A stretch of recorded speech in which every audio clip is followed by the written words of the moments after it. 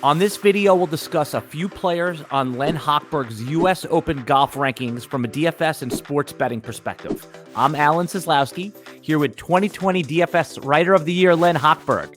Everyone's wondering about the defending U.S. Open champ, Bryson DeChambeau. You have him ranked inside your top 10.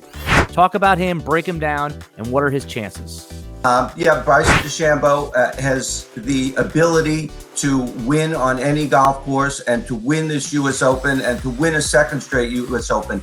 He has not been playing very well of late, so it's very hard. There's a lot of recency bias in golf and in golf prognostications and stuff. If a guy isn't playing well, it's very hard to jump on board. So I do have him in the top 10, but I don't have him in the top 5. Would it surprise me if he won? No, not really. But his game has not been sharp now. He has very high highs. He has kind of low lows. I mean, a low for a top player anyway. And right now he's experiencing more of those. So it's a little hard to see him all of a sudden finding his game the week of a major and coming out on top. If that's the market perception on him, is there a value in DFS in rostering him? Yeah, I think that sometimes, and actually probably as much as gamblers and bettors don't want to admit it, personalities do come into play, which probably makes it harder to actually win, because the really sharp bettors and gamblers don't let anything come into play other than the actual golf. But Bryson DeChambeau is a bit of a lightning rod. He's not liked by a lot of people. A lot of people don't want to root for him. So to answer your question, I think you could find him like in DraftKings or DFS play. You could see that not a lot of people are on board for Bryson DeChambeau, and you really want to find some players who are not well owned, not highly owned, so you can get an edge there. If they play well, you sort of separate yourself. So he's good from that standpoint, that people don't like him. In your article, which is linked in the video description below, your number one ranked player is Brooks Koepka. Is he in a class by himself, or is he just part of a tier and you just have him at the top? You know, there is an argument that can be made that he is in a tier of him, a class of his own. When he is healthy, he can contend at any major. He has 4 majors already. He puts so much emphasis on the majors that to the extent that he doesn't really seemingly care as much about the other tournaments. He just missed the cut last week at the Palmetto Championship in South Carolina. That does nothing to sway me away from him. He finished second to Phil Mickelson at the PGA when he was healthy. All indications to me are that he could come out and win this tournament and win his 3rd U.S. Open.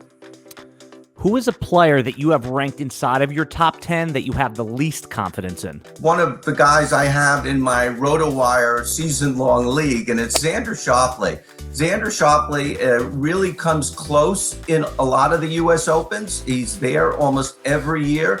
He's really plays well in most of the majors, but he hasn't won a tournament since the beginning of 2019. So if we're talking shaky in terms of win, I'd have to say Xander Schauffele is toward the top of the list. He's also had trouble this year where late in tournaments, he's put the ball in the water 3 times late in tournaments, including at the Masters. And that's a really bad habit to get into as a golfer because you're just done.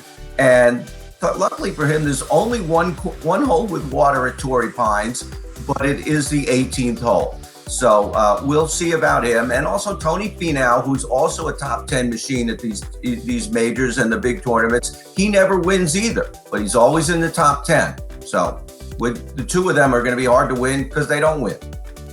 In your famous article that ranks them by tiers, one of my favorite tiers is the contender tiers. That's where I think the best value plays are. That's usually around the 13th to 25th ranked player. Who in that tier has the best chance to win it all? One guy who I really like, I think I have him 14th, but Justin Rose is 14th. He's won a U.S. Open. He won the Farmers Insurance Open, which is played annually at Torrey Pines. He won that just a few years ago in 2019. He's finished top 10 in both majors already this year. He led the Masters for a good chunk of the weekend. He is about 60 to 1, which to me is pretty long. I mean, I'm not looking for him in the 14, 16, 18 with some of the really big favorites, but I would have thought he'd be in the 25, 30 range. So last I checked, he was 60 to 1. And, and he's going to have a very favorable DFS price as well. I don't know about you, Len, but I like putting down a very little bit of money and winning a lot. Who in your making the cut tier even has a chance, a pulse to win it all? There's one interesting player in here who's very low in DraftKings and very high odds and wherever whatever sports book you're looking at, and that's Ryan Palmer. And Ryan Palmer is really a very difficult guy to gauge, but he has a lot of upside because he plays very well at Torrey Pines every year. He's been runner-up a couple of times in the last 4 years. But he's been terrible at the U.S. Open and terrible in majors. So if you're looking for some upside, he has showed he can play well at this course. He's going to, he can really pay off big at the prices you could find him at. Explain to everybody where the course is and the details that are important about it and what players it provides an advantage or disadvantage for. Well, one of the great things about Torrey Pines, and it's in the San Diego area, in La Jolla, right along near the water.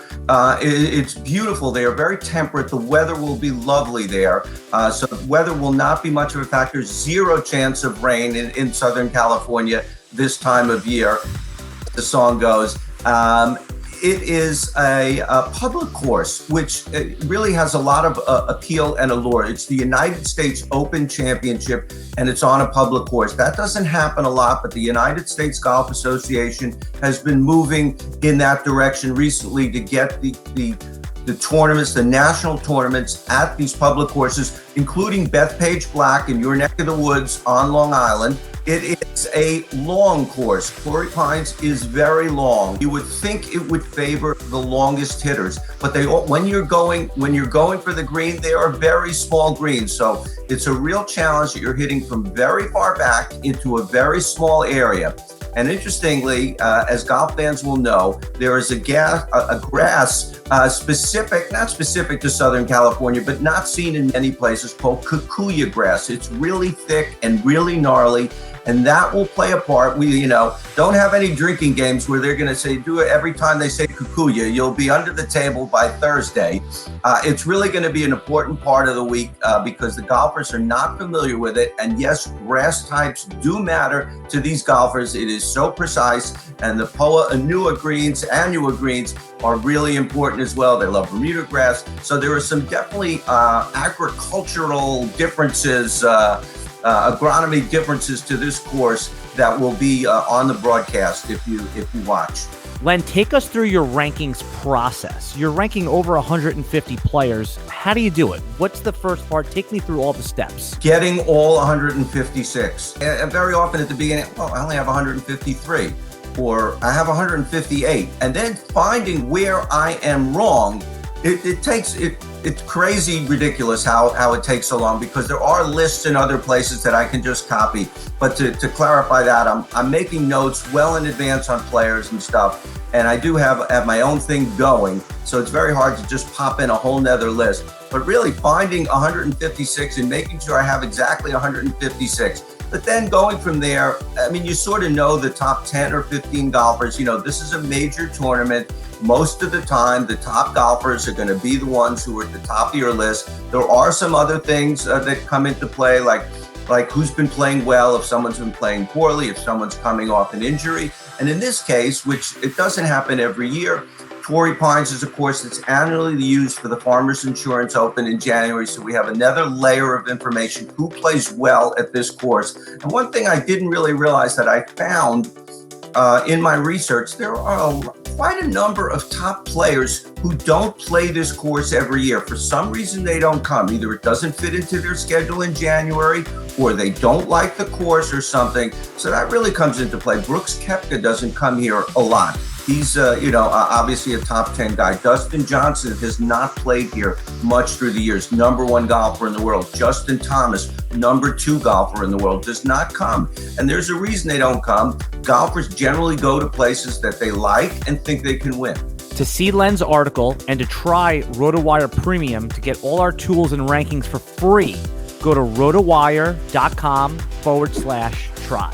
Try RotoWire today, free for 10 days. Get our premium tools, rankings, analysis, and breaking news alerts. No credit card required. Go to rotowire.com/try.